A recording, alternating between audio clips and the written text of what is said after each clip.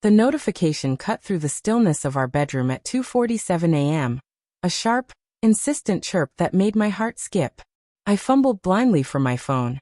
The screen's pale glow stabbing at my eyes. My Nikon, the camera I had scrimped and saved for 2 long years, was moving, or at least, its GPS said it was. A pawn shop. Pawn King, open 24 hours. Not the community center Lisa had told me her ex, Derek, needed it at for some charity event. A pawn shop in the middle of the night. My stomach twisted, acid rising as I stared at the blinking dot on the map. It was mocking me.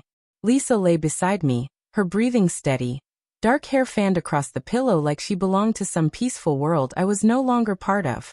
I wanted to shake her awake, demand answers, but my body refused.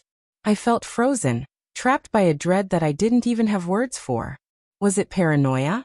Or the first whisper of betrayal? I lay there, shadows from the phone flickering on the ceiling as my mind replayed everything. It started 3 weeks ago. Lisa mentioned Derek's call casually, stirring pasta in our cramped kitchen. He's organizing a fundraiser, she said. He needs a good camera.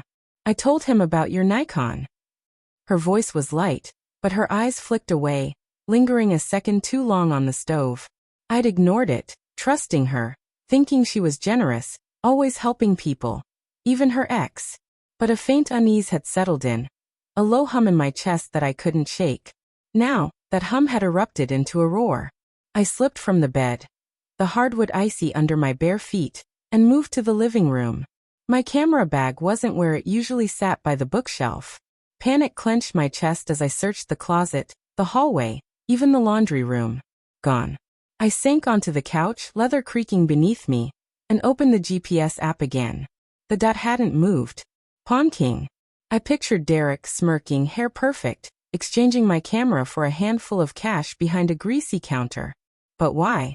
And why had Lisa agreed to it? I tried to reason it away. Maybe the event was near the pawn shop. Maybe Derek had stopped there for some unrelated reason. Every explanation felt flimsy, like paper in a storm. I wanted to trust Lisa. I had to. 5 years of marriage, shared apartments with chipped paint and noisy radiators, small routines and quiet nights. She had been my anchor, leaving sticky notes with hearts on my laptop, laughing at my terrible puns, but the GPS didn't lie. Something was wrong. I drove across town, streets empty, neon signs blurring past. The pawn shop's fluorescent lights buzzed harshly, casting a sickly glow over the empty lot. There it was, my camera, behind a locked glass case, lens glinting in the cruel light. My chest felt hollow, punched from the inside. The clerk, greasy-haired and indifferent, shrugged. Some guy brought it in a few hours ago. Paid cash. No questions.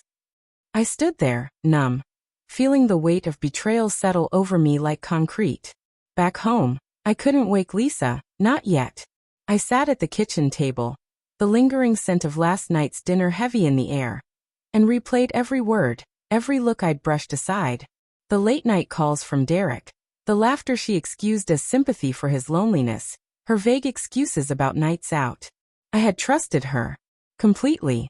But now that trust seemed foolish. When sunlight poured in at 7, she found me at the table, phone open to the GPS app. "Hey, you're up early," she said warmly, oblivious. Then her gaze fell on the screen. Her smile faltered. "What's that?" My voice was calm, measured, though my chest throbbed. "Where's my camera, Lisa?" She froze mid-motion. "It's with Derek. For the event." "Then why is it at a pawn shop?"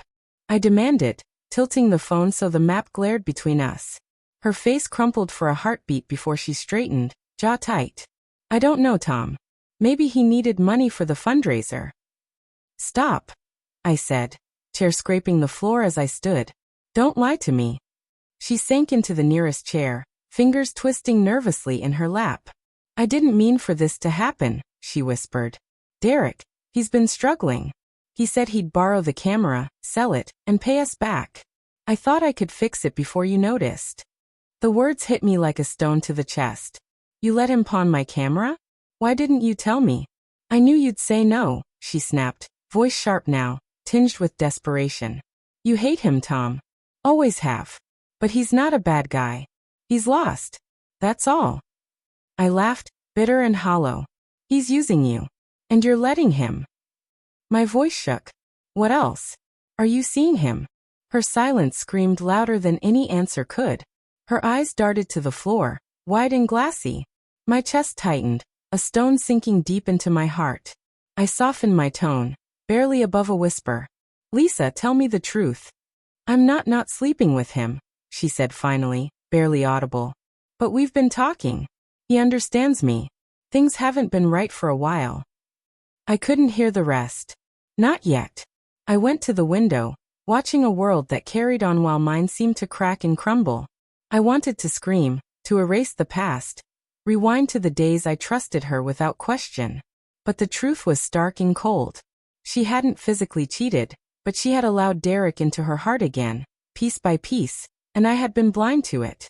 The days that followed blurred in a haze of pain and reluctant clarity. I reclaimed the camera, paying more than it's worth. Yet the victory felt hollow. We talked, argued, cried. She swore to sever contact with Derek, to choose us, but her promises felt delicate, like glass ready to shatter. Every time I looked at her, I saw the pawn shop, the dot on the map, the betrayal she had tried to hide. One night, alone, I discovered a photo on my camera's memory card, one I hadn't taken. Lisa laughing, Derek's arm around her at some event I hadn't known existed. The timestamp read a month prior. I deleted it, hands trembling, but the image branded itself onto my mind. She had been slipping away, and I hadn't noticed. I didn't leave her. Not yet. But holding the camera, its weight in my hands heavy with more than glass and metal, I understood the harshest truth. The real betrayal wasn't the pawn shop, the cash, or even Derek. It was the slow, silent vanishing of the Lisa I thought I knew. And I wasn't sure she could ever come back.